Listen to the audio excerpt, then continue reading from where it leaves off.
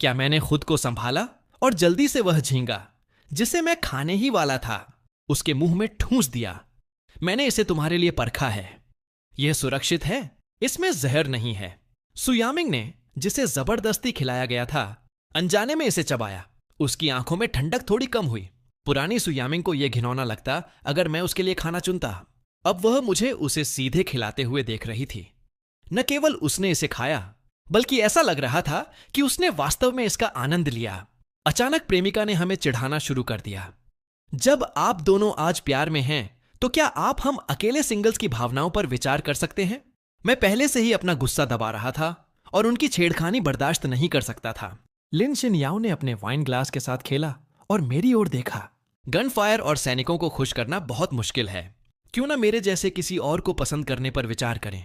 फिर मैंने सु यामिंग के मुंह में एक और छिल्ला हुआ झींगा ठूंस दिया। ऐसा लग रहा था कि मेरी आंखों में सिर्फ ही वही है। मेरी आवाज अनजाने में नरम हो गई। हाँ, वह थोड़ी कठोर है, लेकिन वह सुंदर है। मुझे बस यही पसंद है कि वह कितनी सुंदर और ठंडी है और उसका फिगर कितना शानदार है। सु यामिंग ने मेरी ओर देखा क्योंकि मैं ऐसी बकवास कर रहा था। वह सतह पर मुस्कुरा रही थी, लेकिन शायद अंदर ही अंदर दांत पीस रही थी। उसकी आमतौर पर ठंडी आंखों में एक हल्की मुस्कान दिखाई दी। रात के खाने के बाद हम रेस्तरां से बाहर निकले। मैं अभी भी गु परिवार के पास वापस जाने के बारे में सोच रहा था। सु यामिंग ने मुझे कार की चाबियां फेंक दी। ड्राइव करो। मैंने शराब पी है और गाड़ी नहीं चला सकती। इसके अलावा मूल मेजबान गाड़ी चलाना जानता था। मेरे पास मना करने का कोई तरीका नहीं था। सु यामिंग को पिछली सीट पर बैठते देख मैंने ड्राइवर बनने के लिए खुद को तैयार किया। अच्छा हुआ कि मैंने आज दोपहर ही गाड़ी चलाना सीखा, लेकिन एक नए खिलाड़ी के रूप में मैं अभी भी सड़क पर घबराया हुआ था, खासकर रात में गाड़ी चलाते समय। मैंने पूरा ध्यान केंद्रित किया और धीरे धीरे गाड़ी चलाई।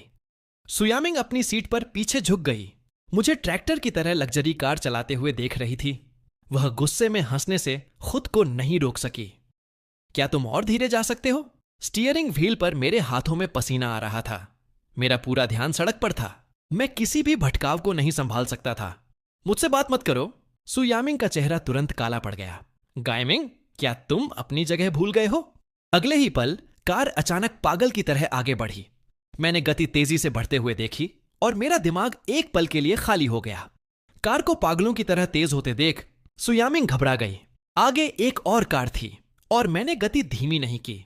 ऐसा लग रहा था कि मैं उसे अपने साथ मरने के लिए ले जा रहा हूं। उसका चेहरा तुरंत तनावपूर्ण हो गया। वह चिल्लाई, गायमिंग, तुम पागल हो, अभी ब्रेक लगाओ। मैं चिल्लाया, मैं ब्रेक लगा रहा हूं। फिर मुझे एहसास हुआ कि मैंने गैस पैडल को ब्रेक समझ लिया था। मैं जल्दी से ब्रेक पर पैर रखने गया, लेकिन थोड़ी देर हो चुकी थी।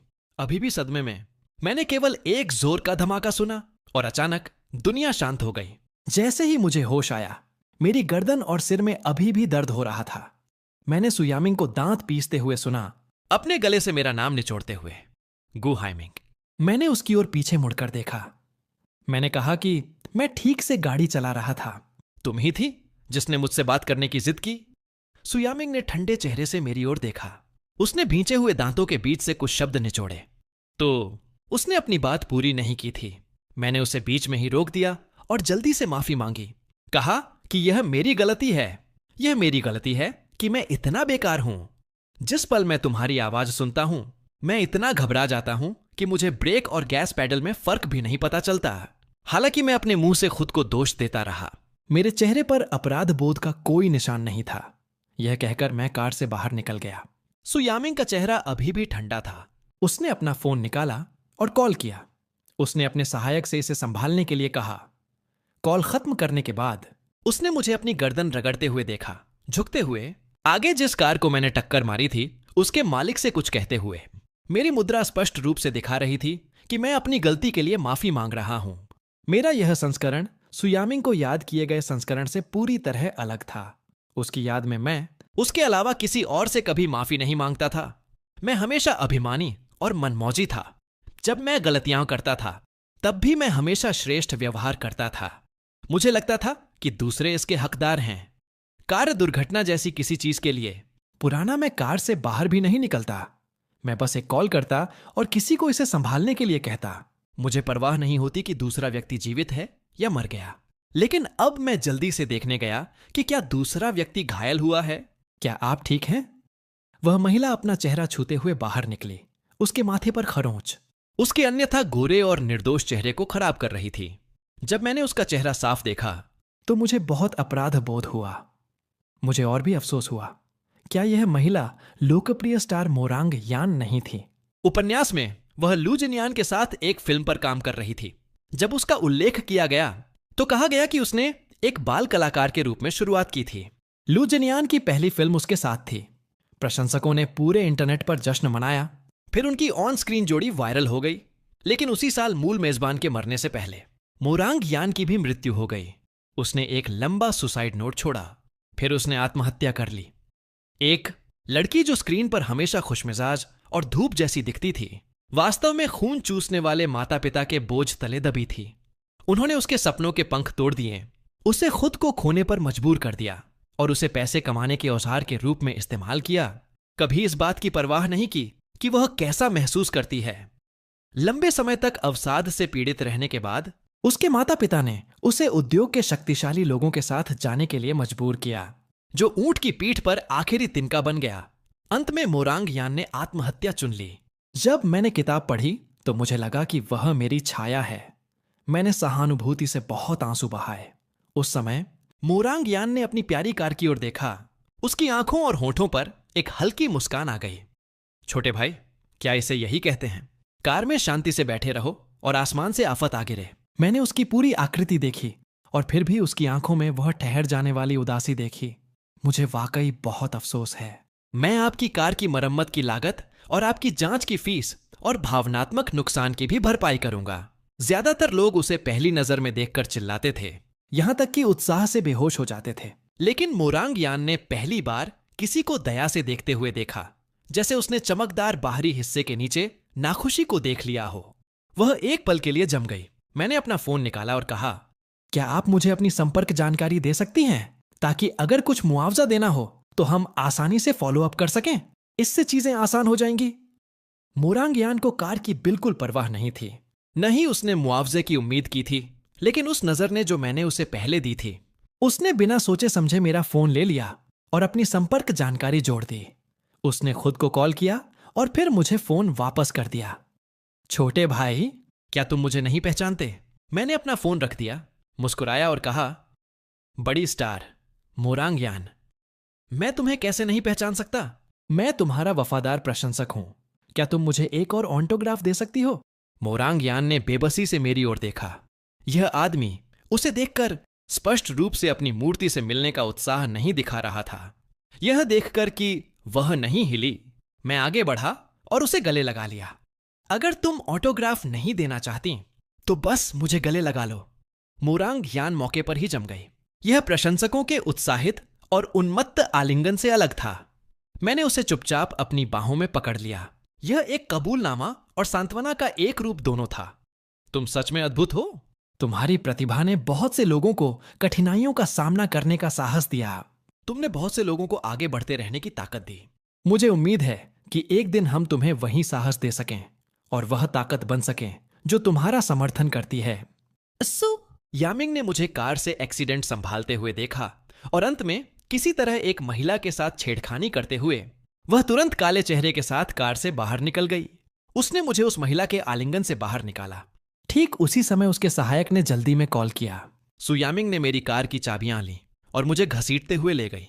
मोरांग यान वहां खड़ी मुझे देख रही थी, अभी भी उन शब्दों के बारे में सोच रही थी जो मैंने अब भी कहे थे।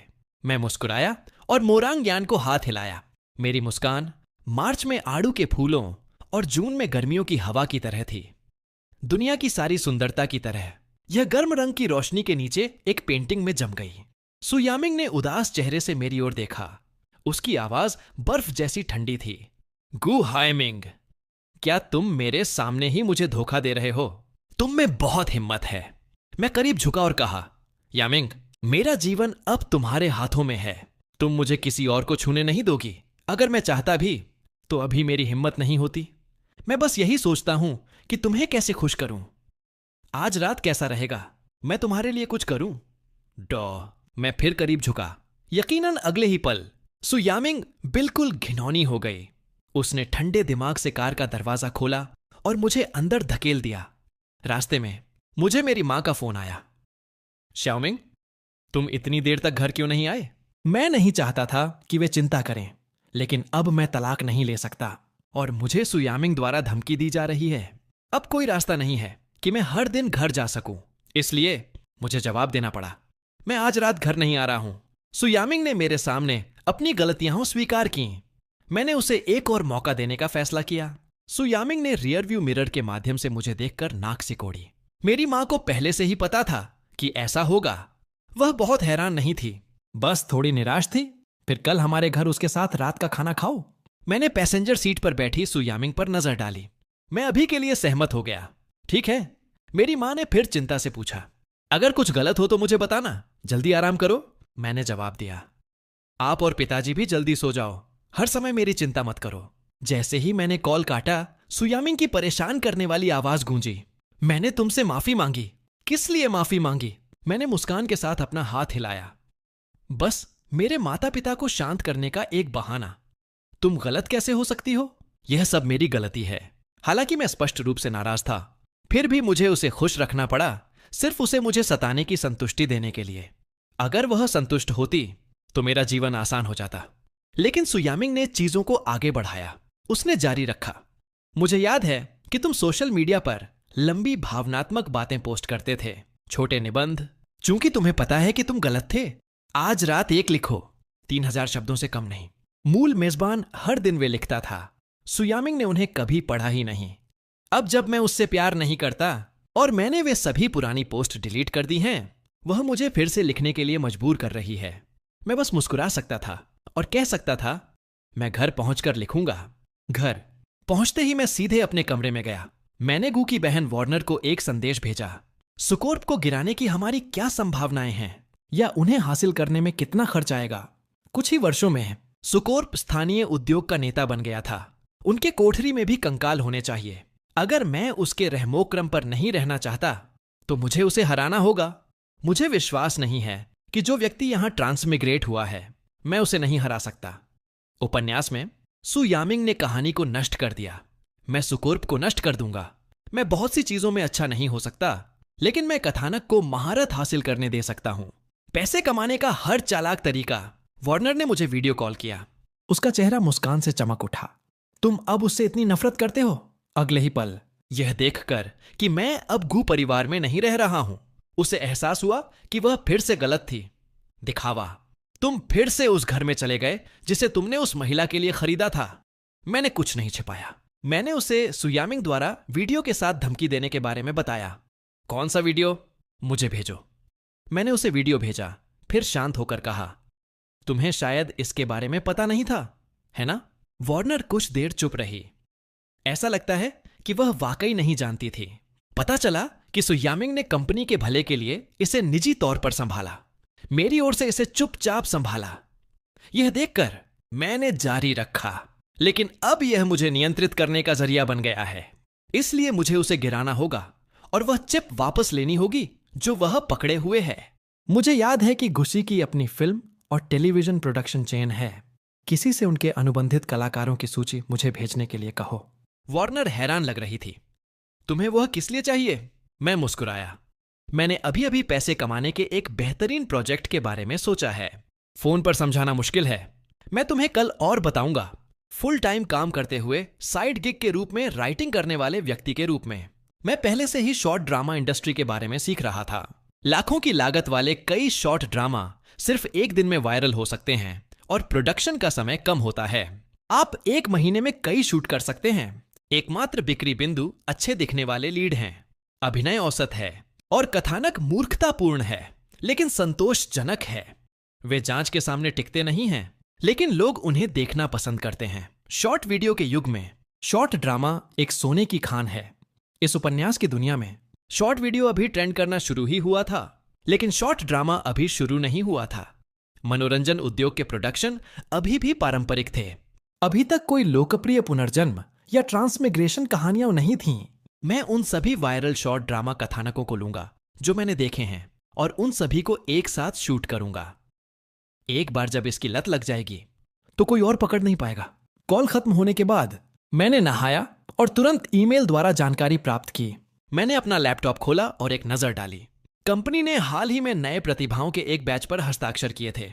मैंने कंपनी का दौरा करने के लिए समय निकालने का फैसला किया। अभी के लिए मुझे उन लोकप्रिय नाटकों को स्क्रिप्ट में बदलना शुरू करना था। जितनी जल्दी हो सके खतरे से छुटकारा पाने के लिए मैं सीधे काम में जुट गया। जब मैं लिखने पर ध्यान केंद्रित कर रहा था, सु यामिंग ने मुझे संदेश भेजा। 3000 शब्द लिखना इतना कठिन क्यों है? क्या मुझे इसे तुम्हारे लिए बढ़ाकर 5000 शब्द कर देना चाहिए? मैंने समय पर नजर डाली। रात के 11 बज चुके थे। यह महिला सोई भी नहीं थी और अभी भी मेरे छोटे निबंध के बारे में सोच रही थी।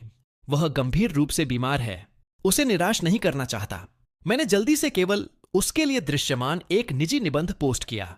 सिर्फ वही इसे देख सकती थी।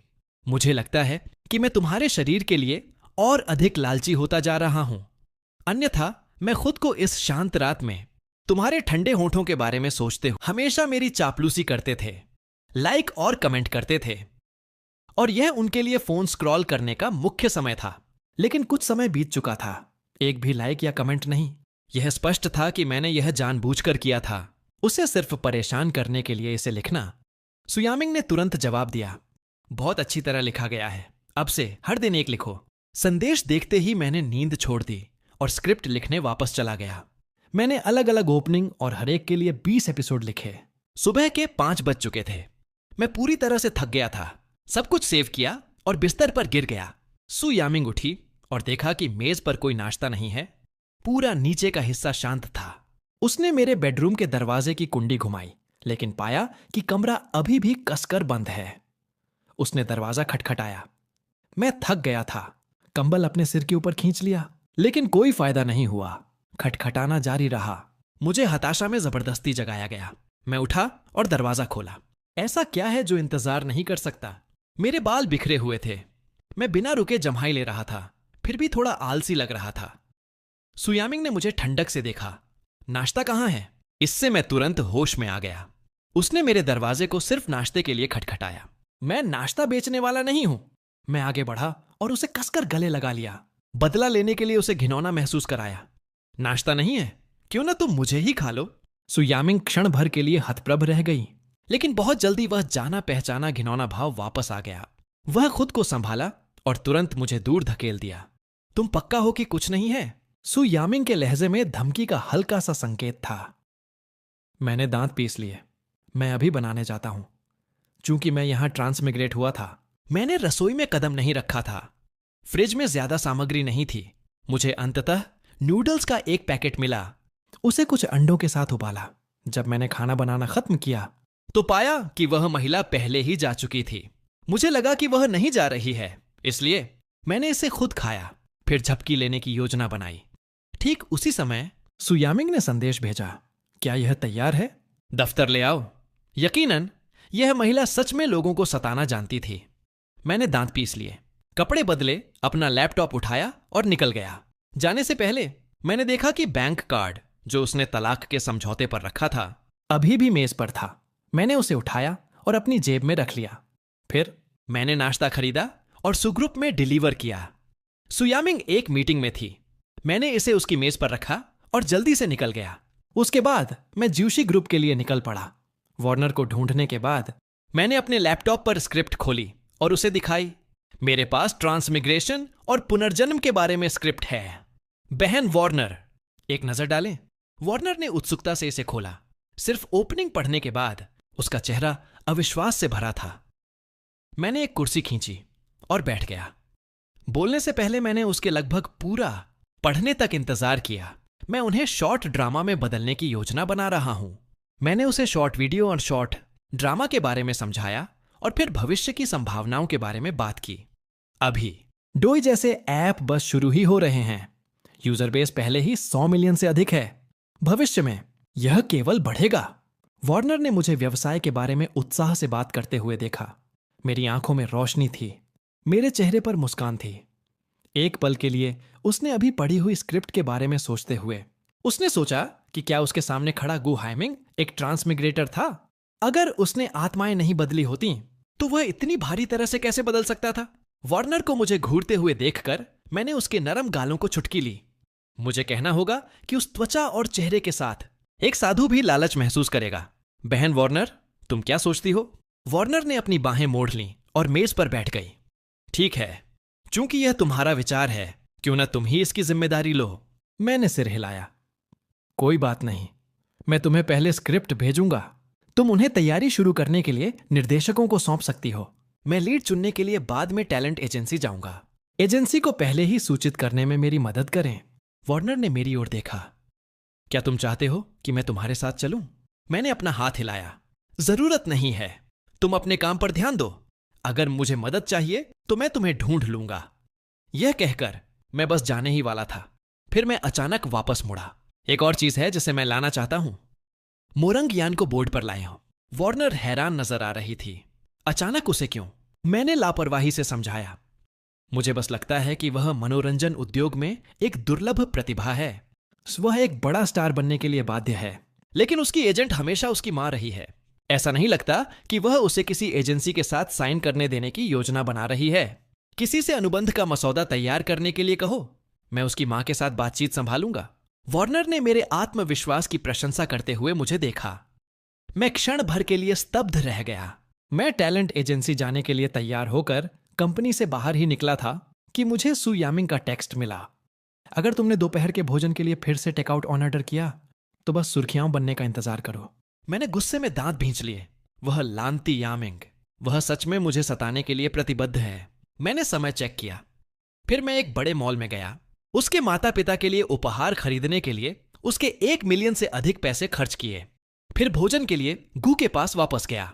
जब मेरी मां ने मुझे वापस आते देखा तो वे पूरी मुस्कान के साथ थीं और मैंने उनके लिए उपहार भी खरीदे। उन्हें लगा कि सु यामिंग मेरे साथ वापस आई है। उन्होंने कई बार दरवाजे की ओर देखा और पूछा, अरे क्या तुम अकेले वापस आए हो? मैंने अपना हाथ हिलाया और कहा कि उसके पास आने का समय नहीं है। मेरी मां मुस्कुराती हुई पास आई। तुम वापस आ गए? इतना ही काफी है। यह सब क्यों खरीदना? हमें किसी चीज की कमी नहीं है।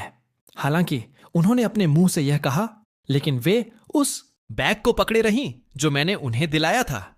उसे हर कोण से देख रही थीं। जितना ज्यादा उन्होंने देखा उतना ही उन्हें पसंद आया। उन्हें लगा कि घर पर उनके बाकी सभी बैग अब रिटायर हो जाने चाहिए। वे उसे नीचे नहीं रख सकीं।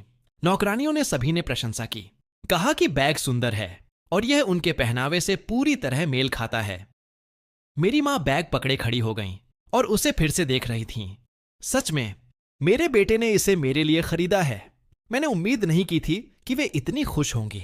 मुझे लगा कि अमीर माओं के पास किसी चीज की कमी नहीं होती और उन्हें ऐसी चीजों की परवाह नहीं होगी। भोजन के बाद मैंने आंटी जांग को सु यामिंग के लिए बचा हुआ खाना पैक करने के लिए कहा। जब उन्होंने सुना कि यह सु यामिंग के लिए है तो वे इतनी हैरान हुई कि उनकी आंखें लगभग बाहर निकल आईं। युवा मास्टर, इन्हें मिस सु को भेजना उचित नहीं हो सकता है। कैसा रहेगा अगर मैं कुछ ताजा व्यंजन बनाऊं? मैंने उन्हें मना कर दिया। जरूरत नहीं है, यह ठीक है। पैक करते समय उन्होंने मेरी ओर देखा। तब जब मैं सु यामिंग के लिए भोजन पैक करता था, मैं हमेशा उसके लिए पहले से ही सबसे अच्छे व्यंजन चुनता था। मुझे बहुत परवाह होती थी। जब मैं सुग्रुप पहुंचा तो दोपहर का लगभग 1 बज रहा था। मैं सहायक से टकराया। मैंने सीधे थर्मल कंटेनर उसके हाथों में ठूंस दिया। यह राष्ट्रपति सु का भोजन है। 5वीं बार सु यामिंग ने समय चेक किया। किसी ने दफ्तर का दरवाजा खोला। उसने अनजाने में ऊपर देखा कि सहायक मुस्कुराती हुई थर्मल कंटेनर के साथ अंदर आ रही है। मिस्टर ज्यू फिर से आपके लिए लंच ला रहे हैं। सु यामिंग का चेहरा और भी ठंडा हो गया। वह यहां है। सहायक ने बस हाथ हिलाया और चली गई। कई दिनों तक टेकआउट खाने के बाद वह वास्तव में मिस्टर ज्यू के खाना बनाने को थोड़ा मिस कर रही थी। यह देखकर कि सु यामिंग के पास कोई और सवाल नहीं है, सहायक ने हमेशा की तरह थर्मल कंटेनर को गले लगा लिया और खुशी से जाने वाली थी। राष्ट्रपति सु, अगर कुछ और नहीं है तो मैं अब जाऊंगी। अगले ही पल सु यामिंग ने उसे ठंडक से रोक दिया। तुम उसे कहां ले जा रही हो? सहायक ने भ्रम के साथ सु यामिंग की ओर देखा। मुझे लगा कि आप मिस्टर ज्यू का खाना नहीं खाना चाहती। ठंडे और खतरनाक आभा को महसूस करते हुए उसने तुरंत अपना मुंह बंद कर लिया। उसने थर्मल कंटेनर को मेज पर रख दिया। कृपया आनंद लें राष्ट्रपति सु, मैं अब काम पर वापस जाऊंगी। सु, यामिंग अपनी कुर्सी पर पीछे झुक गई। थर्मल कंटेनर को घूरते हुए उसने अपने पास का फोन उठाया। इस बीच मैं बस कार में बैठा ही था और एजेंसी के निदेशक के साथ बात खत्म की थी। सु यामिंग का कॉल आया। वे स्ट्रीट पर उस जगह से मेरे लिए 1 कप कॉफी खरीदो। इसे व्यक्तिगत रूप से मेरे पास लाओ। मैंने दांत भींच लिए। क्या तुम्हारे सहायक मौजूद नहीं है? तुम्हें इतने मामूली काम के लिए मेरी जरूरत है? सु यामिंग ने तुरंत जवाब दिया। इस पर एक सहायक बर्बाद हो जाएगा। तुम इसके लिए बिल्कुल सही हो। ठीक है, फिर मुझे याद दिलाने के लिए धन्यवाद कि मैं अभी भी उपयोगी हूं। मैंने फोन काट दिया और फिर भी एजेंसी चला गया। निदेशक मुझे अंदर ले गए। मैंने कमरे का आकार पास से दूर तक लिया, फिर कुछ लड़कियों की ओर चला। मैंने अपना हाथ उठाया और सबसे बाईं ओर खड़ी लड़की के चेहरे को छुआ, फिर उसकी बांह को छुटकी ली। तुम्हारी बाहें थोड़ी मोटी हैं, लेकिन कुछ प्रशिक्षण के साथ तुम सुधार करोगी। लड़की का चेहरा तुरंत लाल हो गया। फिर मैंने उसके बगल वाली लड़की की ओर देखा, अपना हाथ उठाया और उसकी ठुड्डी को छुटकी ली। उसे दाएं और बाएं पर रखा और उसकी दाईं ओर कमर को छुटकी ली। वह भी थोड़ी मोटी है, थोड़ा वजन कम करने की जरूरत है। लड़की मदद नहीं कर सकी, लेकिन पूछा, क्या आपको अभिनय करने के लिए सच में एक अच्छे फिगर की जरूरत है? मैंने उस पर नजर डाली। यह इस बात पर निर्भर करता है कि तुम कौन सी भूमिका निभाना चाहती हो। अगर यह सिर्फ बैकग्राउंड रोल है तो सच में नहीं, लेकिन अगर तुम आइडल टाइप फीमेल लीड खेलना चाहती हो तो तुम्हें लुक्स और फिगर दोनों की जरूरत है। मुझे उम्मीद नहीं थी कि वास्तविक जीवन और तस्वीरों के बीच इतना बड़ा फर्क होगा। ऐसा नहीं है कि उनके लुक्स भयानक हैं, लेकिन उनके शरीर के आकार मानक को पूरा नहीं करते हैं। ये शॉर्ट ड्रामा सस्ते में बने हैं और वेतन हास्यास्पद रूप से कम है। कोई भी प्रसिद्ध अभिनेता उन्हें करना नहीं चाहेगा। नए लोग केवल उपस्थिति पर निर्भर कर सकते हैं। अगर तुम्हारे लुक्स पुरुषों को आकर्षित नहीं करते हैं तो मुझे भी वे काफी अच्छे नहीं लगते। दर्शक कैसे संतुष्ट हो सकते हैं? इसीलिए मेल और फीमेल लीड दोनों को अच्छा दिखना चाहिए। एक बार जब मैंने सबको परखना खत्म कर लिया तो मैंने आधिकारिक तौर पर अपना उद्देश्य समझाना शुरू कर दिया। मैं जल्द ही कुछ फिल्में शूट करने की योजना बना रहा हूं। सामान्य प्रकार की नहीं, जिनके एपिसोड 30 मिनट से ज्यादा हों, बल्कि शॉर्ट फॉर्म वीडियो ड्रामा। इससे पहले कि मैं परिचय देना खत्म कर पाता, सु यामिंग ने मुझे फिर से संदेश भेजा, मेरे लिए कॉफी खरीदो। क्या तुम इसे लेने विदेश गए थे? मैंने तुरंत जवाब दिया, ट्रैफिक जाम, मुझे जल्दी मत करो, मुझे आधा घंटा और दो। फिर मैंने अपना फोन लॉक किया और प्रोजेक्ट का परिचय देना जारी रखा। प्रत्येक स्क्रिप्ट को शूट करने में लगभग 7 से 12 दिन लगते हैं। वेतन भूमिका के आधार पर 600 से 10,000 प्रतिदिन के बीच होता है। अगर तुम अपने अभिनय कौशल को निखारना चाहती हो तो तुम निर्देशक के साथ साइन अप कर सकती हो। चूंकि सु यामिंग मुझे धमकी दे रही थी, मैंने जल्दी से चीजें लपेटी और भाग गया। जब मैं कंपनी पहुंचा तो डिलीवरी वाला दफ्तर के बाहर पहले से ही इंतजार कर रहा था। मैं आगे बढ़ा और उसे टिप दी, कॉफी उठाई और ऊपर भाग गया। जैसे ही मैंने दफ्तर का दरवाजा खोला, सु यामिंग ने मुझ पर ठंडी नजर डाली। मुझे इसकी बिल्कुल परवाह नहीं थी। मैंने कॉफी उसे सौंप दी। फिर मैंने मुस्कान दी। मेरी प्यारी पत्नी को इंतजार कराने के लिए माफी चाहता हूं। मेरे माथे पर अभी भी थोड़ा पसीना था और मेरी सांसें थोड़ी तेज थीं। मैं जल्दी में ऊपर आया था। सु यामिंग ने मेज पर रखी कॉफी पर नजर डाली। क्या तुमने इसमें जहर मिलाया है? अगले ही पल मैंने इसे उठाया और एक घूंट लिया, अभी भी मुस्कुराते हुए जब मैंने उसकी ओर देखा। हालांकि मुस्कान मेरी आंखों तक नहीं पहुंची। पत्नी, क्या अब तुम्हें तसल्ली है? सु यामिंग का चेहरा और भी ठंडा हो गया। उसने मेरी ओर देखा, फिर कॉफी की ओर जिसे मैंने पिया। मैं मेज के चारों ओर घुमा और उसके पास गया, चापलूसी भरे लहजे में, प्यारी पत्नी, क्या तुम्हें कुछ और चाहिए? गले लगना चाहती हो या किस? सु यामिंग दूरी बनाने के लिए अपनी कुर्सी पर पीछे झुक गई। उसने मुझे ठंडक से घूरा, यह देखते हुए कि वह कितनी सतर्क और शत्रुतापूर्ण थी। मेरे पास खुश महसूस करने का समय नहीं था इससे पहले कि मैंने सु यामिंग को कहते सुना, मैंने आज रात के खाने के लिए कुछ दोस्तों को बुलाया है। घर जाओ और इसे तैयार करो। मैंने दांत भींच लिए और अपना गुस्सा दबाकर रखा, अभी भी सर्विस स्माइल पहने हुए। हाँ प्यारी पत्नी, कितने दोस्त? चीनी या पश्चिमी भोजन? सु यामिंग ने लापरवाही से अपना हाथ हिलाया। 5 या 6, जो चाहो करो। मैंने सिर हिलाया। ठीक है तब प्यारी पत्नी, मैं अब रात का खाना तैयार करने जाता हूं। जैसे ही मैं मुड़ा, मैंने अपनी मुस्कान छोड़ दी। यह लानती यामिंग मुझे ऐसे देखना और सताना जारी नहीं रख सकती। मुझे उसे कुछ करने के लिए देना होगा। उसे अपना ध्यान मेल लीड पर स्थानांतरित करने दें। मेरे जाने के बाद सु यामिंग ने मेज से कॉफी उठाई और एक घूंट लिया। पीने के बाद ही उसे अचानक याद आया कि मैंने भी एक घूंट लिया था। उसका भाव तुरंत तूफान की तरह काला पड़ गया, एक उग्र तूफान भी। उसने तुरंत कॉफी दूर रख दी, एक और घूंट नहीं लिया। उस रात जब सु यामिंग घर आई तो उसने लिविंग रूम में तेज उत्साहित संगीत बजते हुए सुना। वह अंदर गई, लेकिन उसे मेरा कोई निशान नहीं दिखा। रसोई से खाने की खुशबू आ रही थी। वह रसोई के दरवाजे तक चली गई। उसने देखा कि घर पर दो सुंदर महिलाएं खाना बना रही थीं। उनमें से एक ने सॉस में एक डिश डुबोई और मुझे इसे चखने के लिए कहा। मैंने खाते हुए प्रशंसा की कि यह कितना अच्छा है। तुम बहुत सुंदर हो और तुम्हारा फिगर बहुत शानदार है। तुम बिल्कुल भी शेफ जैसी नहीं लगती। मुझे लगा कि मैं ठगा गया हूं। उम्मीद नहीं थी कि तुम्हारे पास असली कौशल भी है। महिला मुस्कुराई और कहा, युवा मास्टर बो, मैं क्या दिखती हूं कि मैं क्या करती हूं? मैं मुस्कुराया और कहा, तुम्हारे लुक्स के साथ मॉडल न बनना शर्म की बात होगी। जैसे ही हम बात कर रहे थे, मुझे अपनी पीठ पर ठंडक महसूस हुई। मैंने अनजाने में मुड़कर देखा और सु यामिंग का चेहरा बर्फ जैसा ठंडा देखा, जैसे कि मैं उसका अरबों का कर्जदार हूं। जैसे ही मैं पास गया, सु यामिंग ने अपने होठों को सिकोड़कर ताना मारा। मैंने तुम्हें खाना बनाने के लिए कहा और तुम महिलाओं को घर ले आए। तुम सच में जीवन का आनंद लेना जानते हो। क्या मुझे तुम्हारे लिए कुछ और बुलाने चाहिए? सु यामिंग अपना फोन निकालने ही वाली थी। मैंने जल्दी से उसका हाथ पकड़ लिया। क्या आनंद?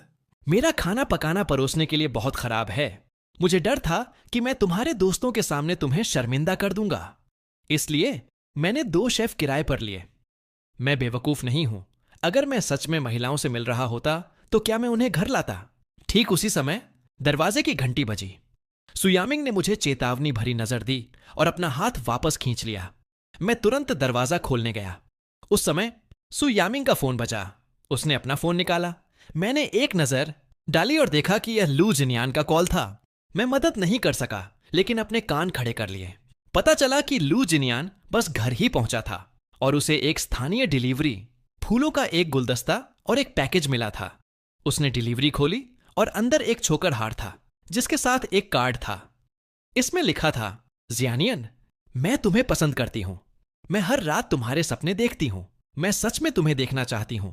यह एक उपहार है जो मैंने तुम्हारे लिए सावधानी से चुना है। मुझे लगता है कि इसे पहनकर तुम बहुत आकर्षक लगोगे। लू जिनियान ने तुरंत सोचा कि यह व्यक्ति एक रेंगने वाला व्यक्ति है। ऐसा महसूस हुआ कि कोई जगह देख रहा था। जब उसने सु यामिंग को कॉल किया तो उसकी रीढ़ में ठंडक दौड़ गई। उसकी आवाज कांप रही थी। बहन यामिंग, क्या तुम मेरे घर आकर इसे संभाल सकती हो? सु यामिंग ने भ्रमित नजर से फोन उठाया। क्या हुआ? मुझे लगता है कि मेरा सामना एक विकृत व्यक्ति से हुआ है।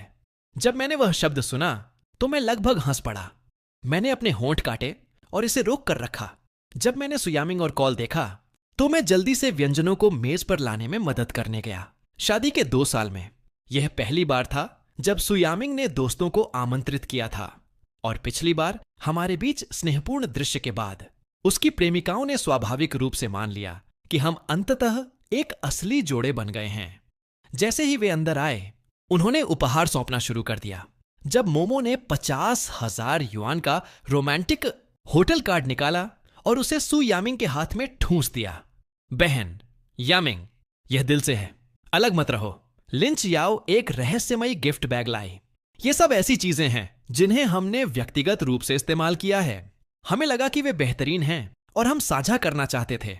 सु यामिंग ने उन वस्तुओं को देखा जो वे लाए थे, हर एक दूसरे से ज्यादा अपमानजनक। ठंडे चेहरे के साथ उसने कहा, मुझे कुछ करना है, मैं बाहर जा रही हूं। मैं व्यंजन बाहर ला रहा था और उसे कहते सुना कि वह जा रही है।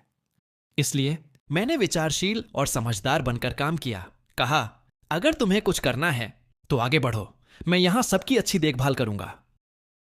जैसे ही मैंने बात की, मैंने अपने हाथ में मौजूद व्यंजन विन मुमू के खाली हाथों में रख दिया और उसी समय मैंने सुचारू रूप से उपहार उसके हाथों से ले लिया। जल्दी जाओ, इसे तुम्हें रोकने मत दो। सु यामिंग ने मेरी ओर देखा, उसे लात मारकर बाहर निकालने के लिए उत्सुक। फिर महिलाओं से भरे कमरे की ओर देखा। उसने हाथ बढ़ाकर मेरा हाथ पकड़ लिया। तुम मेरे साथ आ रहे हो। प्रेमिकाओं का समूह दंग रह गया। वह गु हाइमिंग को भी काम चलाने के लिए अपने साथ ले जा रही है। उनका रिश्ता इतना करीब होना ही चाहिए। मैंने त्योरियान चढ़ाकर उसकी ओर देखा। तुम एक काम पर जा रही हो, क्या मेरा जाना अनुचित नहीं होगा?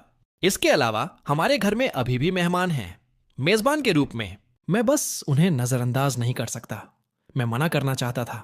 आखिर यह सब लू जिनियान के साथ सुयामिंग की निकटता बढ़ाने के लिए स्थापित किया गया था, ताकि उसे मेल लीड के बारे में चिंतित किया जा सके।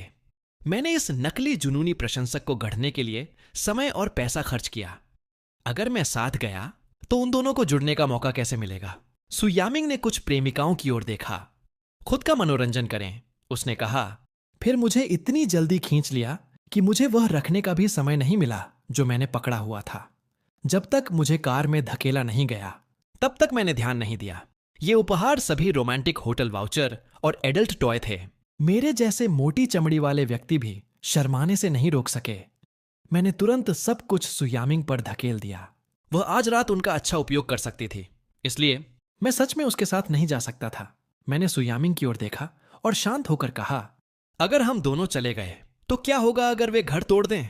मैं रुकूंगा और उनका मनोरंजन करूंगा। तुम अपना काम करो। सुयामिंग ने मुझे घूरा जैसे कि वह मेरे आर पार देख सकती हो। उसने सामान पिछली सीट पर फेंक दिया और कार स्टार्ट की। मैंने बेबसी के संकेत के साथ कहा, मैंने अपना फोन भी नहीं लाया, लेकिन सुयामिंग ने ऐसे काम किया जैसे उसने कुछ सुना ही नहीं। जल्द ही हम लू जिनियान की जगह पहुंच गए। मैं अभी भी सू यामिंग को इसे संभालने के लिए कहने के बारे में सोच रहा था, जबकि मैं कार में इंतजार कर रहा था। लेकिन फिर उसने चाबियां लीं और बाहर निकल गई। मैं कार में बैठा रहा, उसे बिना पीछे मुड़े चलते हुए देख रहा था। मैं अपनी उत्सुकता को रोक नहीं सका और चुपचाप उसके पीछे चल पड़ा। दरवाजे के बाहर खड़े होकर मैंने चुपके से दृश्य को सामने आते देखा। लू जिनियान घबराहट में चारों ओर घूम रहा था जब उसने सुयामिंग को आते देखा। यह एक रक्षक को देखने जैसा था। वह तुरंत आगे बढ़ा और उसे कार्ड सौंपा, फिर उसे पूरी कहानी बताई। किसी समय डिलीवरी केवल लू जिनियान का पता दिखा रही थी। सुयामिंग ने सुरक्षा फुटेज निकाला, फिर लाइसेंस प्लेट नंबर का उपयोग करके डिलीवरी ड्राइवर को ट्रैक करने के लिए किसी को कॉल किया। फिर उसने अपना फोन रख दिया और लू जिनियान की ओर देखा, इससे पहले कि मामला स्पष्ट हो जाए। यहां मत रहो। मैंने उन्हें बस इतनी बेजान बातें करते देखा। शारीरिक संपर्क का एक संकेत भी नहीं। इससे मुझे तुरंत भयानक महसूस हुआ। क्या तुम बस रोककर रखना बंद कर सकते हो? निंजा कछुए भी तुम दोनों के सामने फीके पड़ जाएंगे। मैं ऊब गया था और एक गमले वाले पौधे के साथ छेड़छाड़ कर रहा था। जब मैं जीवित था, मैं बस पत्तियों को छू रहा था। यह देख रहा था कि वे उस तरह प्रतिक्रिया नहीं दे रही थीं जैसा मैंने उम्मीद की थी। मैं बहुत चिंतित और परेशान हो गया। जब तक मुझे होश आया, मैंने लू जिनियान को पूरा पौधा जड़ से उखाड़ दिया था, जो अब भी अंदर आया था। ऐसा लग रहा था कि मैं एक गलतफहमी के कारण फिर से परेशान था। वह चौंक गया और तुरंत समझाने की कोशिश की। हाइमिंग, बहन यामिंग और मैं वह नहीं हैं जो तुम सोचते हो। यह देखकर मैंने जल्दी से अपने हाथ में मौजूद पौधा नीचे रख दिया और एक शर्मिंदा, हानि रहित मुस्कान दी। उसे तेज मैंने माफी मांगी। माफ करना, मैं बस इंतजार करते हुए ऊब गया था। मैंने गलती से बहुत ज्यादा जोर लगा दिया। मैं कल तुम्हें एक नया पौधा खरीद दूंगा। सुयामिंग ने मुझे एक सार्थक नजर दी। लू जिनियान ने जल्दी से उसे मना कर दिया। जरूरत नहीं है, यह सिर्फ एक पौधा है। मैं उनके जुड़ाव में हस्तक्षेप नहीं करना चाहता था, इसीलिए मैंने अपनी गति तेज की और आगे चल पड़ा। लू जिनियान चिंतित लग रहा था और पूछा कि हाइमिंग गुस्से में लग रहा है। क्या उसने गलत समझा? सुयामिंग ने उस आकृति की ओर देखा और अपना सिर हिलाया। उस पर ध्यान मत दो। मैं जल्दी से कार में लौट आया और पिछली सीट पर बैठ गया। पैसेंजर सीट लू जिनियान के लिए छोड़ दी। लू जिनियान को लगा कि सामने बैठना अनुचित है। वह पीछे बैठने ही वाला था, लेकिन मैंने मना कर दिया। वह असहज होकर फ्रंट पैसेंजर सीट पर बैठ गया और मुझसे कुछ समझाना चाहता था, लेकिन जब उसने मुझे आंखें बंद किए हुए देखा, स्पष्ट रूप से परेशान नहीं होना चाहता था, तो उसने हार मान ली। अनजाने में उसने सुयामिंग की ओर देखा और देखा कि सुयामिंग मेरी ओर देख रही थी। रियरव्यू मिरर के माध्यम से सुयामिंग ने कार स्टार्ट की। उसने लू जिनियान की ओर देखा और पूछा, क्या तुमने खाया है? लू जिनियान ने अपना सिर हिलाया और कहा, अभी नहीं। उन दो वाक्यों के बाद पूरी कार में एक भयानक सन्नाटा छा गया। मैंने कुछ बार उन पर नजर डाली, लेकिन उनके बीच कोई और बातचीत नहीं देखी। मैं चाहता था कि मैं अदृश्य हो जाऊं, मैन्युअल रूप से उनके सिर एक साथ धकेलूं ताकि वे किस करें। इस बीच जब मुमू कुछ करीबी दोस्तों के साथ बात कर रही थी, क्या ऐसा नहीं लगता कि सुयामिंग अब कोई है? उसे कुछ संभालना था और वह ज्यू हाइमिंग को भी अपने साथ ले गई। उसका क्या मतलब है? लिन शिनयाओ हंसी और कहा, इसका और क्या मतलब हो सकता है? उसे डर है कि तुम उसके पति पर डोरे डालोगी। शिनशी ने अपना हाथ हिलाया। मैं शर्त लगाती हूं कि वे जाने के बाद वापस नहीं आएंगे। क्या हमें बस चले जाना चाहिए? जब मुमू ने मुंह फुलाया, मैंने अपना उपहार पहले ही दे दिया है। हमें क्यों जाना चाहिए? मैं न केवल जा नहीं रही हूं, मैं उसे घर और घर से बाहर खाने जा रही हूं। जब मुमू ने कैबिनेट से सबसे महंगी रेड वाइन निकाली थी, जश्न में इसे खोलने के लिए तैयार थी। जब उसने मुझे वापस आते देखा तो मेरा चेहरा खराब लग रहा था और मैं तेज चल रहा था। सु यामिंग और लू जिनयान करीब पीछे पीछे आए। हम तीनों अजीब लग रहे थे। मैंने एक बड़ा गिलास पानी पिया और तभी मेरे सीने की आग थोड़ी शांत हुई। डर था कि सु यामिंग को कोई सुराग मिल जाएगा। मैंने जानबूझकर कैश लेने गया, अपने कार्ड से पैसे खर्च किए, इतनी मुसीबत में पड़ा और अंत में उनके बीच कुछ नहीं हुआ। मैंने बेमन से अपना पानी खत्म किया और रेड वाइन की खुली बोतल देखी। मेरे दिमाग में एक बत्ती जली। मुझे अचानक एक शानदार विचार आया। उन्हें नशे में धुत कर दो और चीजों को वहां से बिगड़ने दो। लू जिनयान की पहली प्रवृत्ति सु यामिंग को कॉल करना था। जैसे ही सु यामिंग को लू जिनयान का कॉल मिला, उसे अब अपने दोस्तों की परवाह नहीं थी। वह तुरंत वहां पहुंच गई। अगर यह आपसी प्यार नहीं है तो क्या है? यह सब सिर्फ मुझे सताने और तलाक न देने के लिए। मैं केवल इतना कह सकता हूं कि मेरे खुशहाल अकेले जीवन के लिए सु यामिंग का द्वेष गहरा है। मैंने खुशी खुशी विन मुमू और दूसरों को आवाज दी, तुमने पहले ही पीना शुरू कर दिया है। बहुत बढ़िया, मैं आज रात 2 बोतलें और लाऊंगा। कोई भी होश में घर नहीं जाएगा। तीनों ने मुझे भ्रमित होकर देखा क्योंकि मैं खुशी खुशी और वाइन लेने गया। जब मुमू भ्रमित लग रही थी, क्या सु यामिंग अपने पति को अपने प्यार के प्रतिद्वंद्वी को लेने के लिए ला रही है? शिनाशी शरारत से मुस्कुराई। बहन यामिंग बस दोनों दुनियाओं का सबसे अच्छा आनंद लेना चाहती है। सु यामिंग और लू जिनयान मेज तक चले गए। मैं रेड वाइन की 2 बोतलों के साथ पहले ही लौट आया था। मैं मेज के सबसे दूर के छोर पर बैठ गया। उनके लिए 2 जुड़ी हुई बगल की सीटें खाली छोड़ दी। सु यामिंग बीच में बैठी। लू जिनयान उसके बगल में थोड़ा घबराकर सबको अभिवादन करते हुए बैठ गया। जब मुमू ने विनम्रता से कहा, मैंने मूवी स्टार लू के बारे में लंबे समय से सुना है। आखिरकार आज आपसे मिलने का मौका मिला। मैं तुरंत कूद पड़ा और कहा, तब तुम्हें कम से कम उन्हें टोस्ट करना ही होगा। सु यामिंग ने मुझे एक तिरछी नजर दी। उसका भाव मनोरंजक था, फिर भी हल्का सा उपहासपूर्ण। बाकी सबने भी अपनी आंखें मेरी ओर घुमा लीं। मैंने मासूमियत का ढोंग करते हुए उनकी ओर देखा। क्या मैंने कुछ गलत कहा? एक टोस्ट की उम्मीद की जाती है ना? मैं चुपचाप मुस्कुराया, अपना गिलास उठाया। मिस्टर सुपरस्टार, आपके लिए एक टोस्ट। लू जिनयान का सु यामिंग के दोस्तों के साथ खाना खाने का यह पहला मौका था, इसलिए जाहिर है कि वह मना नहीं कर सका। उसने विनम्रता से गिलास टकराए और एक घूंट लिया। मैंने तुरंत वाइन की बोतल उठाई, उत्साह से खड़ा हुआ और उसका गिलास फिर से भरने गया। लू जिनयान ने जल्दी से अपना हाथ हिलाया। हाइमिंग, जरूरत नहीं है, मैं इसे खुद कर सकता हूं। मुस्कुराते हुए मैंने उसका गिलास भर दिया। तुम सु यामिंग द्वारा व्यक्तिगत रूप से लाए गए एक सम्मानित अतिथि हो। मैं तुम्हें खुद सेवा कैसे करने दे सकता हूं? सु यामिंग ने अपना गिलास वाइन खत्म किया और मुझे एक हल्की अस्पष्ट नजर दी।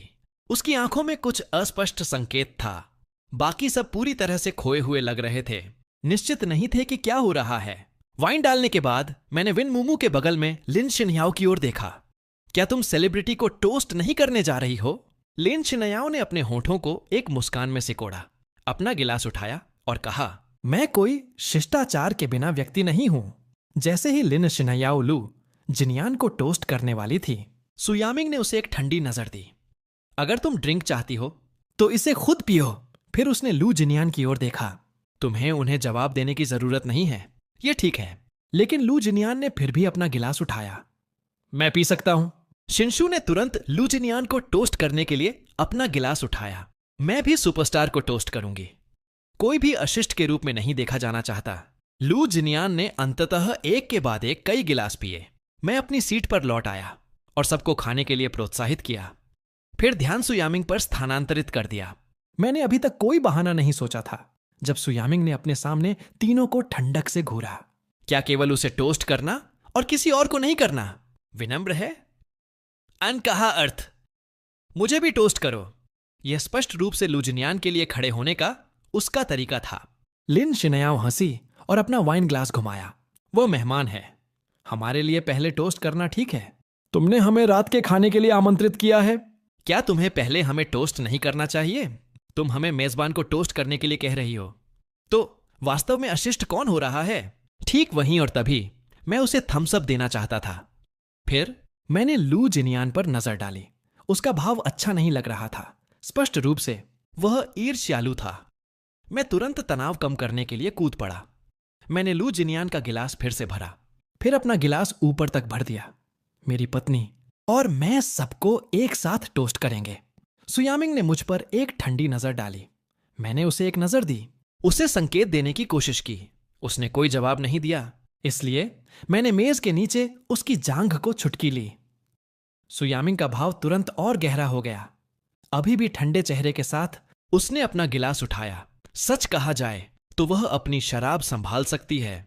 एक बार जब मैंने उसे पीते हुए देखा तो मैंने उन पर ध्यान देना बंद कर दिया। मैंने सुयामिंग को मुझे हुक्म चलाने का मौका देने से बचने के लिए बस खुद खाने पर ध्यान केंद्रित किया। केकड़ा, लॉबस्टर या कोई भी डिश जिसके लिए हाथों हाथ सेवा की जरूरत हो, मैंने उन सभी से परहेज किया। सुयामिंग ने देखा कि मैं अपने भोजन का कितना आनंद ले रहा था और स्पष्ट रूप से इससे नाराज लग रही थी। वह मुझ पर बर्फीली नजरें डालती रही, वैसी नजरें जो किसी व्यक्ति को जमा सकती हैं। जब उसने मुझे फिर से देखा तो मैंने उसके इरादों को गलत समझा। क्या तुम्हें भी कुछ चाहिए? फिर ब्रेस्ट पोर्क का एक टुकड़ा उठाया और उसके मुंह में ठूंस दिया। अगले ही पल मैंने इस महिला को देखा जिसे हमेशा मेरे साथ स्वच्छता का जुनून था। उसका चेहरा और भी बदसूरत हो गया।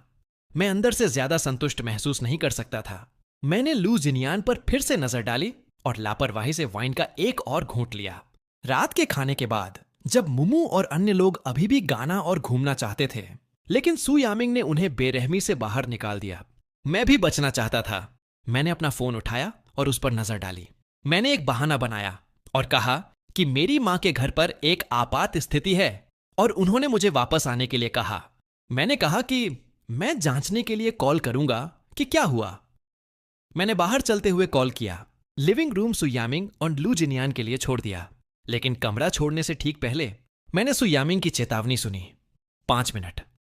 अगर मैं तुम्हें 5 मिनट में नहीं देखती तो आज तुम्हारा आखिरी अच्छा दिन होगा। मैंने गुस्से में दांत भींच लिए। यह महिला अपने आदमी के बारे में नहीं सोच रही है। वह मुझ पर इतनी टिकी क्यों है? दूसरी ओर लू जिनियान चक्कर महसूस करते हुए सु यामिंग को घूर रहा था। स्पष्ट रूप से वह नशे में था। सु यामिंग ने अपनी घड़ी में समय पर नजर डाली, फिर लू जिनियान की ओर देखा। मैं तुम्हारे सहायक को तुम्हें लेने के लिए बुलाऊंगी। जैसे ही उसने यह कहा और कॉल करने के लिए अपना फोन निकाल रही थी, लू जिनियान अचानक खड़ा हो गया और फोन उसके हाथ से जमीन पर गिरा दिया। बहन यामिंग, क्या मैं रुक सकता हूं?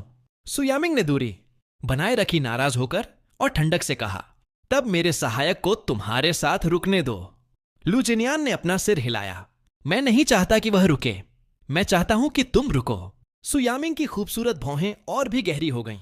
लू जिनियान ने आगे बढ़कर उसे उसकी कमर के किनारे से पकड़ लिया। क्या तुम भाई हायमिंग के प्यार में पड़ गई हो? अगर तुम उसे पसंद करती हो तो मेरा क्या? मैं इतने सालों से तुम्हारा इंतजार कर रहा हूं। इस बीच दरवाजे पर मैं एजेंसी के निदेशक के साथ कॉल पर था। मेरी एक संक्षिप्त बातचीत हुई। मुझे जो प्रतिक्रिया मिली वह थी, 10 लोगों में से केवल 3 ने साइन अप किया, 2 पुरुष और 1 महिला। मैं थोड़ा हैरान था। इन दिनों नए लोगों के मानक वाकई ऊंचे हैं, लेकिन जो भी हो, मेरे उनसे पहले संपर्क करने का एकमात्र कारण यह था कि वे हमारी कंपनी के साथ साइन आर्टिस्ट हैं। मैं बस उन्हें बढ़ने और चमकने का मौका देना चाहता था। मुझे आने के इच्छुक लोगों की संपर्क जानकारी मिल गई। इसे यहां ले आओ। फिर घर पर स्थिति की जांच करने के लिए मुड़ा और उन दोनों को अंतरंग शारीरिक संपर्क में संलग्न देखा। सालों तक साथ रहना उस नजदीकी दूरी पर।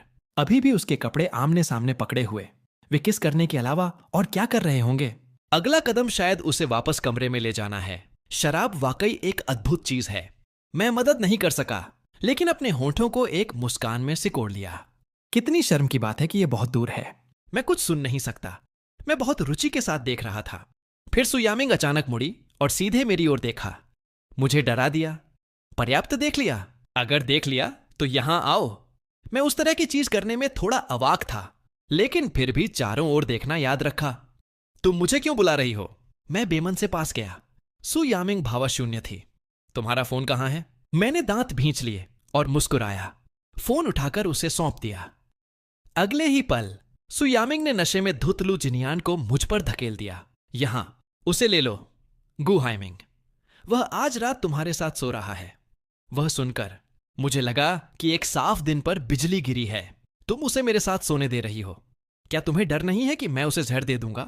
सु यामिंग मुड़ी और बिना एक शब्द कहे, बिना पीछे मुड़े ऊपर चली गई।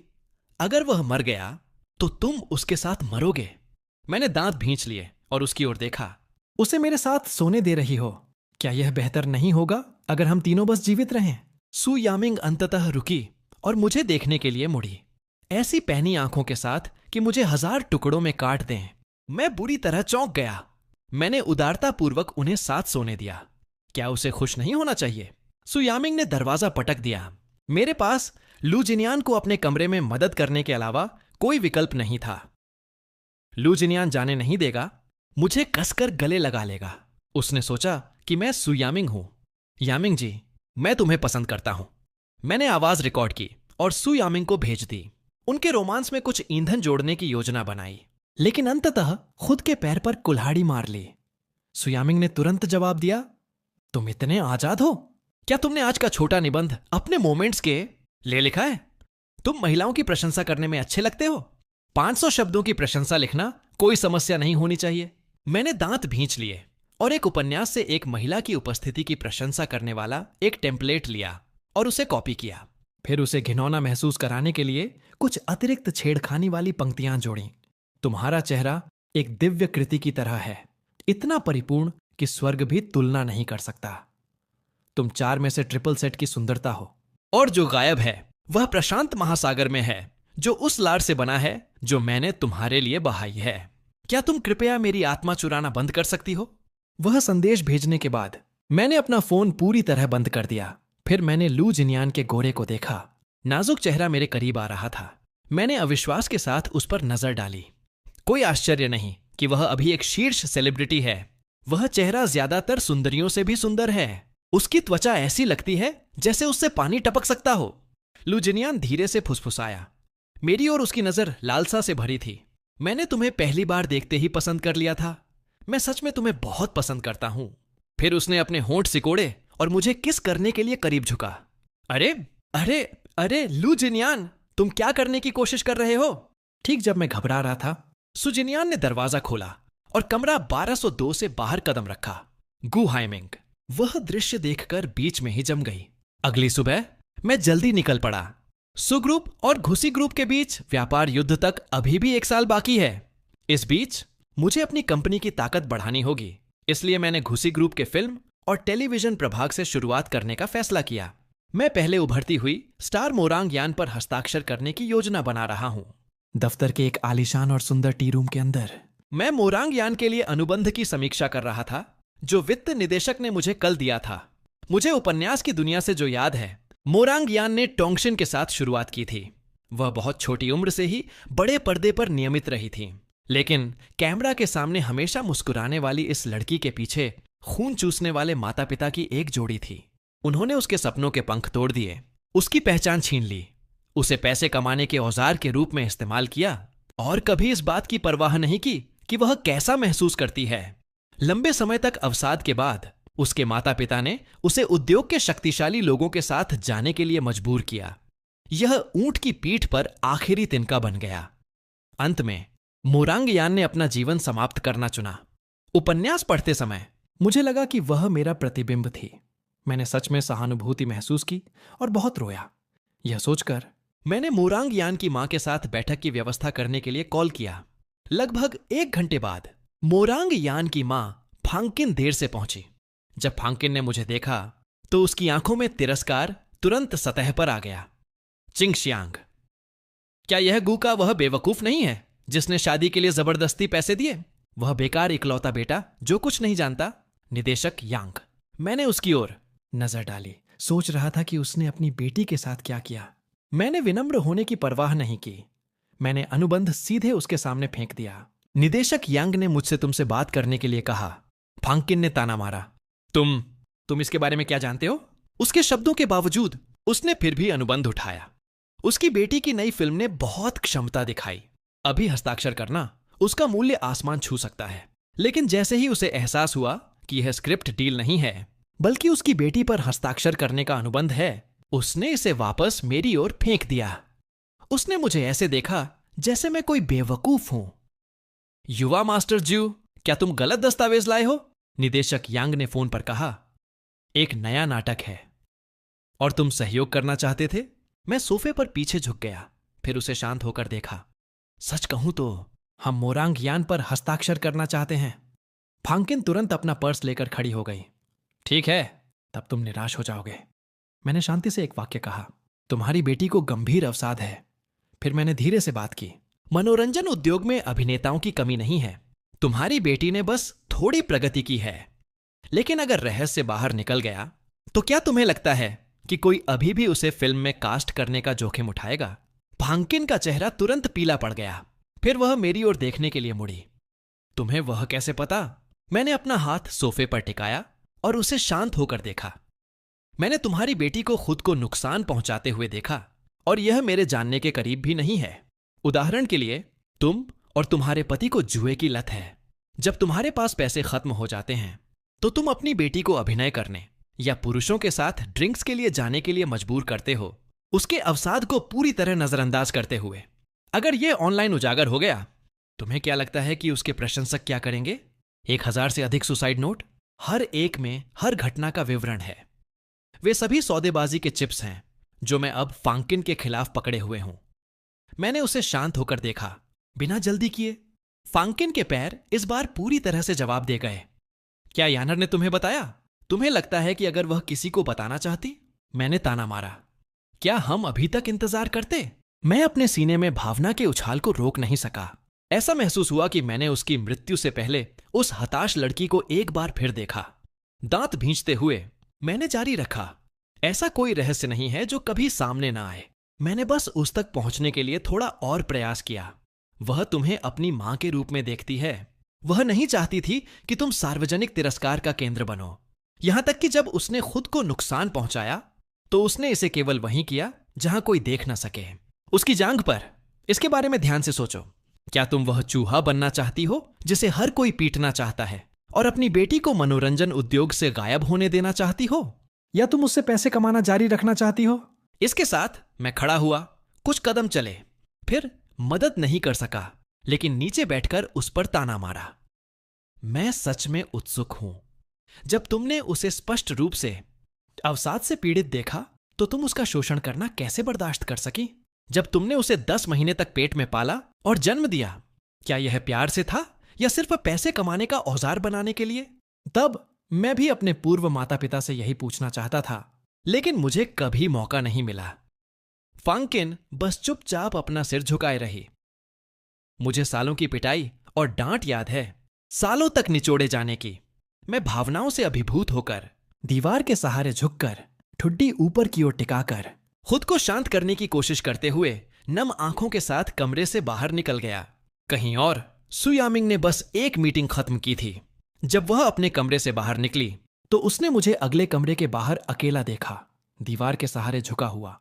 बहुत उदास लग रहा था। जो व्यक्ति सु यामिंग के साथ बाहर आया, उसने ध्यान दिया कि वह चलना बंद कर दी। अनजाने में नजर डाली। क्या हुआ राष्ट्रपति सु? सु यामिंग का भाव थोड़ा भयानक हो गया।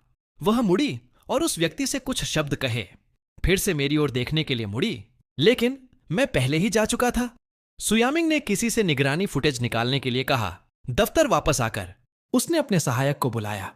पता करो कि ज्यू हाइमिंग और फांकिन ने आज क्या बात की। आधा घंटा बाद सहायक ने उसे वापस कॉल किया।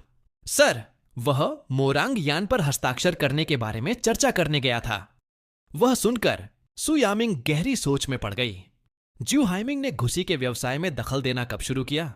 फिर उसे याद आया कि जब मैं सड़क पर उस युवा सेलिब्रिटी से टकराया था तो गु हाइमिंग परेशान था क्योंकि वह उस पर हस्ताक्षर नहीं कर सका। सु यामिंग ने अपना फोन एक तरफ फेंक दिया और अपने सहायक से कहा, मोरांग यान को हमारी कंपनी में लाओ। सहायक ने सिर हिलाया।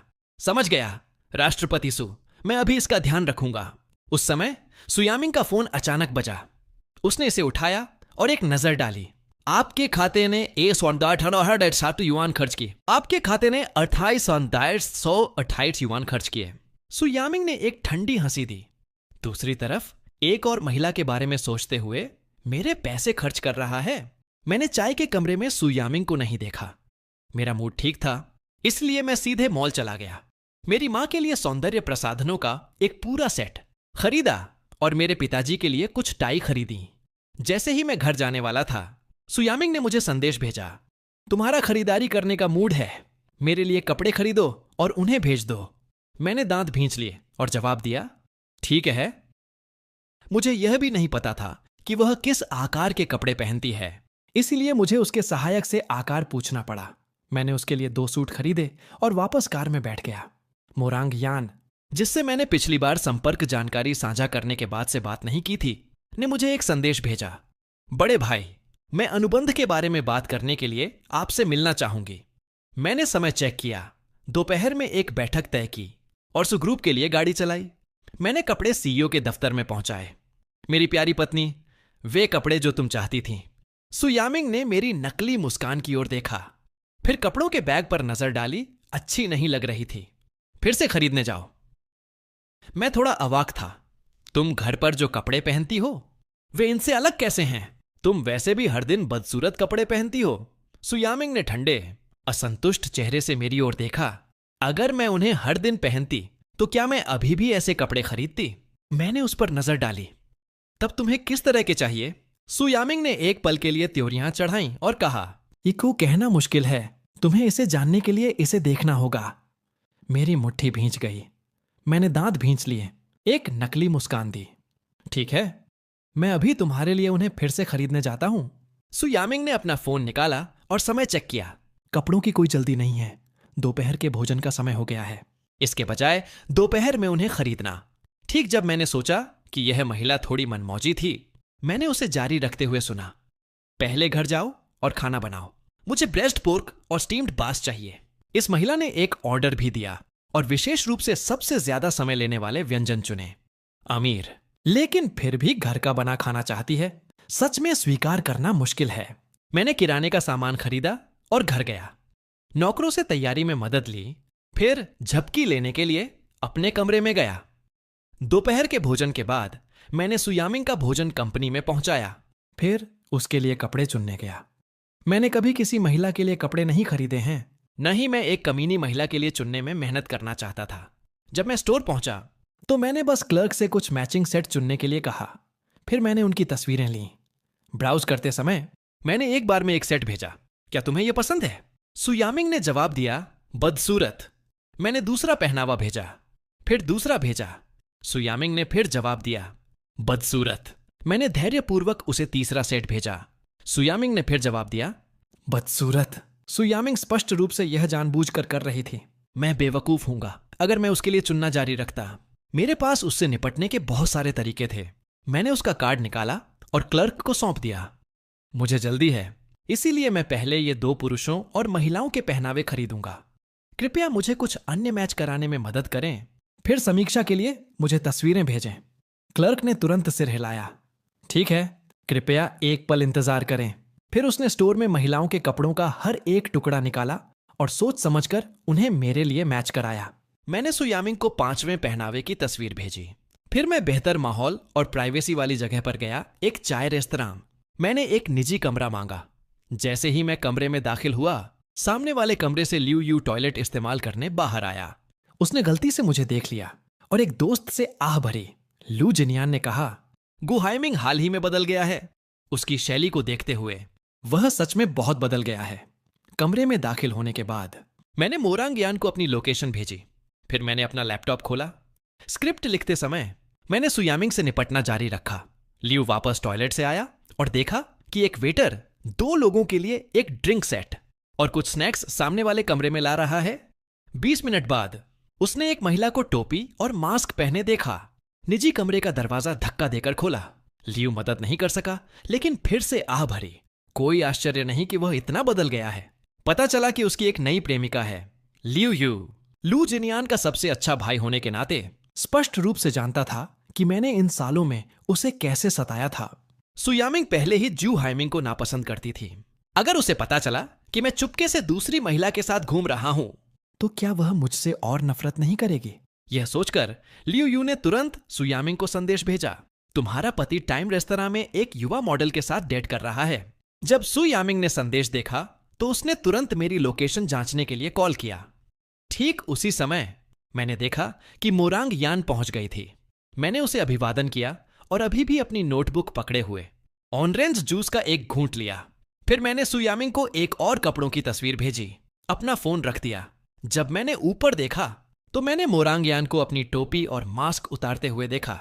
20 साल की उम्र में वह अपनी युवावस्था में थी और उसका चेहरा सुंदर था। ऐसा लग रहा था कि उसे स्वर्ग का आशीर्वाद मिला है। उसकी त्वचा ऐसी लग रही थी जैसे उसे दूध में भिगोया गया हो। उसकी आंखें ग्लेज्ड ग्लास जैसी सुंदर भावना का एक संकेत ले जा रही थीं। जब वह मुस्कुराती थी तो वह अपने प्रशंसकों को पागल कर देती थी। जब उसने ऐसा किया तो उसने एक उदास आकर्षण दिया, एक सुंदरता इतनी आश्चर्यजनक कि वह स्क्रीन के माध्यम से लोगों को चिल्लाने पर मजबूर कर सकती थी। मेरे ठीक सामने बैठी थी और बस मुझे वैसे ही घूर रही थी। मैंने अपना ड्रिंक पिया और लापरवाही से पूछा, क्या मेरे लिए गिर गई? मोरांग यान तुरंत शर्मिंदगी में दूसरी ओर देखने लगी। उसने अपनी ड्रिंक उठाई और घूंट लिए, फिर मेरी ओर वापस देखा। मैं बस उत्सुक हूं कि तुम मेरी मां को कैसे मनाओ। ऐसा लगता है कि फांकिन ने उसे नहीं बताया कि मैंने उसे धमकी दी थी। मैं मुस्कुराया। बेशक मैंने जो प्रस्ताव दिया वह बहुत अच्छा था। तुम्हारी मां लालच को रोक नहीं सकी। मोरांग यान भ्रमित लग रही थी। फिर तुम ऐसी अच्छी शर्तें क्यों दोगे? मैंने उसकी ओर देखा और कहा, क्योंकि तुम इसके लायक हो। फिर मुझे लगा कि इसे गलत समझा जा सकता है, इसलिए मैंने जोड़ा, तुम इतनी प्रतिभाशाली हो। मेरा मानना है कि तुम भविष्य में कंपनी के लिए ज्यादा मूल्य पैदा कर सकती हो। मोरांग यान ने थोड़ी देर मुझे घूरा, जैसे कि उसने अंततः कुछ पुष्टि की। भाई, तुम्हारा स्वाद सच में खराब है। मैंने उलझन में उसकी ओर देखा। मोरांग यान ने मेरे चेहरे की ओर देखा और कहा, तुम्हें सु यामिंग पर क्रश है, लेकिन पूरी दुनिया जानती है कि सु यामिंग तुमसे प्यार नहीं करती और मैं उतनी अच्छी नहीं हूं जितना तुम सोचते हो। मुझे उसने जो पहले कहा था उसकी परवाह नहीं थी। मैंने अपनी मुस्कान छोड़ दी और उसकी ओर देखा। मेरी शांत नजर सीधे उसके आर पार देख रही थी। पहले ही दबाव महसूस कर रही थी, मुझे निराश करने का डर। मोरांग यान को लगा कि मैं सच में उसे समझता हूं, जैसे मैं मेरी आंखों के माध्यम से उसके असली रूप को देख सकता हूं। यह ऐसा था जैसे मुझे पता था कि वह उस पिंजरे में दम तोड़ रही थी जिसमें उसकी मां ने उसे कैद किया था। लगभग सांस फूलने लगी थी, इसलिए मैंने उसे बचाने के तरीके के रूप में उसका मार्गदर्शन करने का इस्तेमाल किया। मैंने लापरवाही से स्नैक्स खाए और पूछा, तुम मुझे ऐसे क्यों घूर रही हो? क्या मैं सही था? अचानक मेरा फोन बजा। मैंने इसे जांचने के लिए खोला। सुयामिंग ने जवाब दिया, फिर से बदसूरत। मैंने उसे एक और तस्वीर भेजी। सुयामिंग ने मेरे द्वारा भेजी गई तस्वीर को देखा। स्टीयरिंग व्हील पर उसकी पकड़ गैस पर कस गई। उसने इसे तुरंत फर्श पर पटक दिया। 15 मिनट बाद वह टाइम रेस्तरां में निजी कमरे के बाहर खड़ी थी। तभी गु हाइमिंग ने उसे एक और तस्वीर भेजी। अंदर मैंने बस अपना फोन नीचे रखा था। धमाका, दरवाजा दीवार से टकराया और कांप उठा। सु यामिंग ठंडे भाव के साथ अंदर आई। वह सीधे मेरी ओर चली। वह गुस्से में लग रही थी। मैं थोड़ा हैरान था। उस पागल महिला की आत्म प्रताड़ना इस बार थोड़ी ज्यादा हो गई। लगता है कि वह मेरे द्वारा धोखा दिए जाने से सच में पागल है। मोरांग यान तुरंत चिंता के साथ मुझे देखते हुए खड़ी हो गई। सु यामिंग ने मुझे ठंडक से देखा, एक पल के लिए रुकी, फिर ठंडक से कहा, उसे दफा होने के लिए कहो। मैंने बिना डर के मोरांग यान की ओर देखा और उसे जाने का इशारा किया। तुम्हें अब जाना चाहिए। मोरांग यान ने मेरी ओर देखा, फिर सु यामिंग की ओर। मैंने उसे एक आश्वस्त नजर दी। वापस जाओ। सु यामिंग का चेहरा बर्फ जैसा ठंडा था। मोरांग यान की ओर जू हाइमिंग की नजर गर्म थी, उस नकली नजर के बिल्कुल विपरीत जो वह मुझे देता है। सु यामिंग ने अचानक मुझे मेज के खिलाफ पिन कर दिया। उसका शरीर लगभग मेरे ऊपर दबा हुआ था। फिर उसने मोरांग यान की ओर एक ठंडी नजर घुमाई।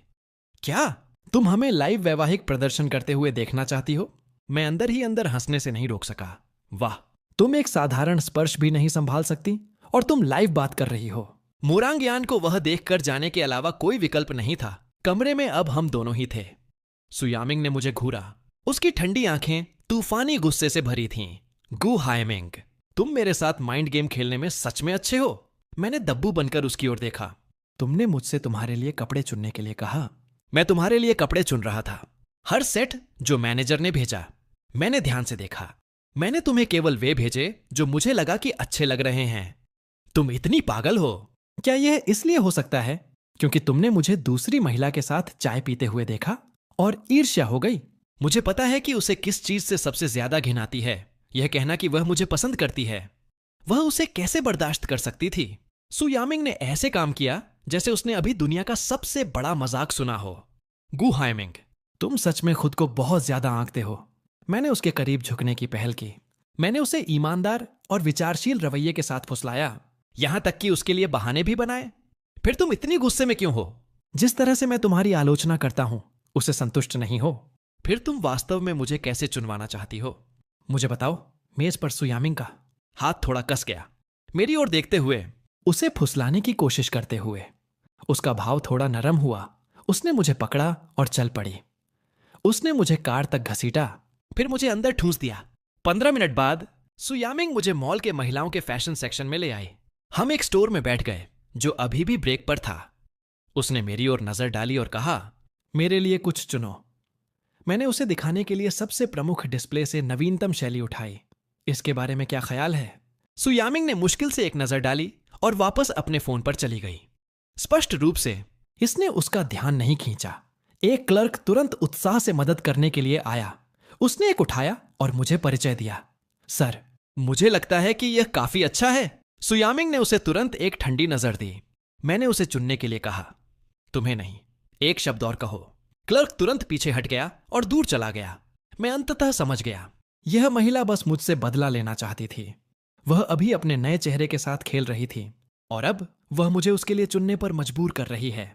मैं कुछ भी चुनना नहीं चाहता था, फिर भी उसने जिद की कि मैं करूं। मैंने एक के बाद एक चुना जब तक कि मेरे पैरों में दर्द नहीं होने लगा। सु यामिंग बस वहां बैठी रही, पैर पर पैर रखे चुपचाप अपने फोन से खेल रही थी। कभी कभी वह बस एक डिसमिसिव नजर के साथ नजर डालती, कभी कभी वह इसे रोक नहीं सकती थी। बस मुझे कोई भी यादृच्छिक पहनावा मत दिखाओ। क्या तुम अपने लिए भी कपड़े इतने लापरवाही से चुनते हो? हरा, क्यों ना तुम मुझे इसके साथ जाने के लिए एक हरी टोपी भी दिला दो। मैंने उसे मेरी जैसी भी आलोचना करने दी, एक आज्ञाकारी और योग्य श्रोता बनकर, उसके मूड को खुश करते हुए और उसकी इच्छा को पूरा करते हुए। दूसरे स्टोर पर मैंने बस एक सेट चुना था और बोलने ही वाला था, मुझे लगता है कि यह काफी अच्छा लग रहा है। क्या तुम इसे पहनकर देखना चाहती हो? सु यामिंग ने मुझ पर नजर डाली। अगर मैं वह सब पहनकर देखूं जो तुम्हें लगता है कि अच्छा लग रहा है, तो मैं इस स्टोर से जीवित बाहर नहीं निकलूंगी। मैं उसे फुसलाना जारी रखता हूं, इस सिद्धांत का पालन करते हुए कि जब तक वह खुश है। फिर तुम्हें इसके बारे में क्या लगता है? सु यामिंग ने उसे एक ठंडी नजर दी। उतना बढ़िया नहीं। मैंने थोड़ा नाराज होकर उसकी ओर देखा। तुम सच में यह नहीं बता सकते कि कपड़े सिर्फ उन्हें घूरने से कैसे लगते हैं। तुम्हें जानने के लिए उन्हें वास्तव में पहनना होगा। तुमने मुझसे चुनने के लिए कहा, लेकिन तुम्हें मेरे स्वाद पर भरोसा नहीं है। क्या यह सिर्फ तुम्हारा कीमती समय बर्बाद करना नहीं है? सु यामिंग इतनी जबरदस्त है। मैंने तुरंत मेरे हाथ में मौजूद पत्रिका छोड़ दी और खड़ा हो गया। उसने मेरे हाथ से कपड़े छीन लिए।